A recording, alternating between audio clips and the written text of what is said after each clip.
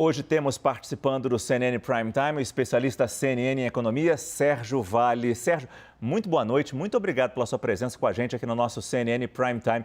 Eu começo por essa questão dos empregos e dos salários. Aparentemente, temos uma notícia boa, um índice importante de geração de empregos. Estamos a um dígito, né, no número de desemprego aqui no nosso país. Mas os salários, aparentemente, não estão conseguindo acompanhar esse otimismo.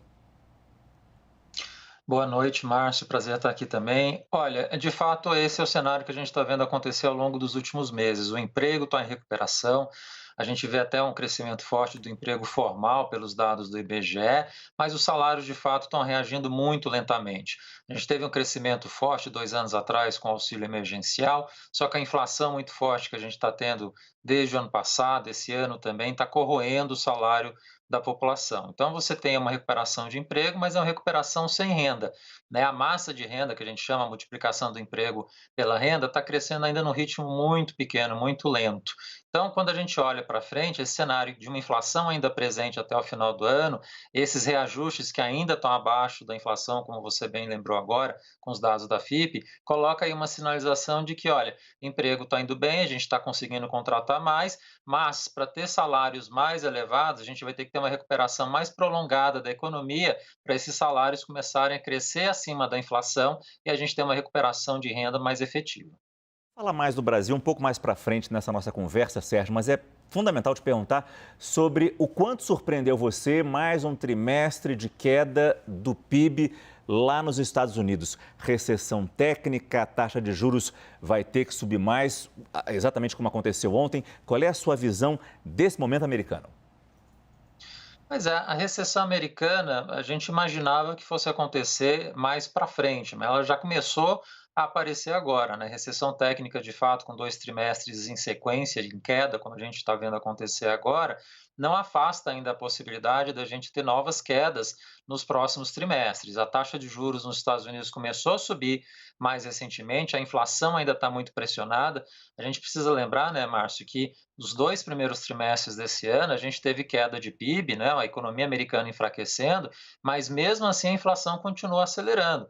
A inflação americana chegou a 9% em junho, com a economia já em enfraquecimento desde o início de 2022. Então, quando a gente olha para frente, você tem uma inflação preocupante para o Fed, né, para o Banco Central Americano. Então, a taxa de juros vai ter que continuar subindo e há risco da gente, de fato, ter ainda novas quedas de PIB nos Estados Unidos. Sérgio, eu peço que você espere só um pouquinho, porque a gente vai continuar nossa entrevista depois dessa reportagem sobre a situação na Argentina. O governo argentino confirmou no fim da tarde a segunda troca de comando no Ministério da Economia em menos de um mês. Sai Silvina Batakis e entra Sérgio Massa. A nossa correspondente Luciana Tadeu tem os detalhes da crise na Argentina, direto de Buenos Aires. Se vamos de a uno. Sérgio Massa vai deixar a presidência da Câmara dos Deputados e assumir um superministério que reúne economia, desenvolvimento, agricultura e pesca. Ele assume no lugar de Silvina Batakis, que era um nome próximo à vice-presidente Cristina Kirchner e não durou um mês no cargo. A troca foi anunciada em mais um dia de protestos. Os movimentos sociais cobram ações do governo para lidar com a grave crise socioeconômica. Os manifestantes também denunciam o agravamento da pobreza e da fome no país. Eles se reuniram em diferentes pontos do centro de Buenos Aires e uma multidão marchou até a Praça de Maio, onde fica a sede do governo. La inflación no se aguanta más. Es una inflación que ha dejado a los salarios por el piso, salarios de indigencia. Me comentaban en Mendoza una docente que recién se inicia cobra 47.500 pesos, lo cual es el nivel de indigencia en la Argentina. Ni siquiera de pobreza, de indigência. Os manifestantes pedem melhores condições de trabalho, um auxílio universal que cubra o valor da cesta básica para que milhões de argentinos possam sair da extrema pobreza, além de um aumento de salários e aposentadorias e um 13º salário para beneficiários de programas sociais. Em uma assembleia realizada nesta manhã no Obelisco, parte das organizações anunciou um novo protesto na semana que vem. Os manifestantes dizem que não sairão das ruas até obterem respostas para as exigências.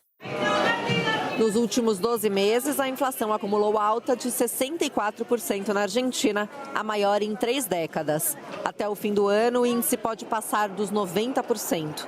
Para colocar um freio na disparada dos preços, o Banco Central subiu a taxa de juros para 60% nesta quinta-feira, um aumento de 8 pontos percentuais. De Buenos Aires, Luciana Tadeu. Eu volto a conversar com o Sérgio Vale, nosso especialista CNN em economia, o quanto é assustadora essa situação. Não sei se você teve pessoas que, ou se você mesmo esteve na Argentina há pouco tempo, amigos que foram para lá voltaram muito assustados com o que viram, Sérgio. E daí eu te pergunto, como é que essa crise lá nos atinge e, claro, sua visão sobre esse momento dos nossos vizinhos?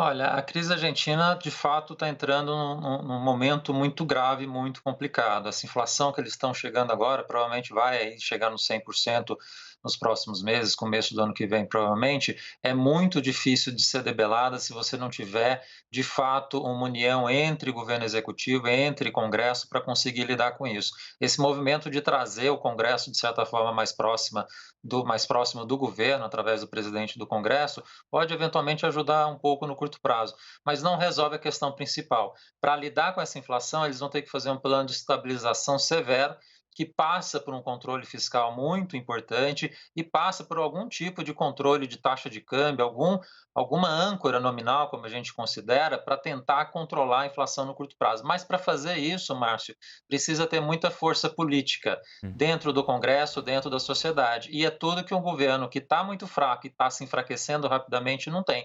Eu acho que uma solução para a Argentina, a gente vai ter que esperar o próximo governo. Infelizmente, até lá, a situação ainda vai deteriorar bastante.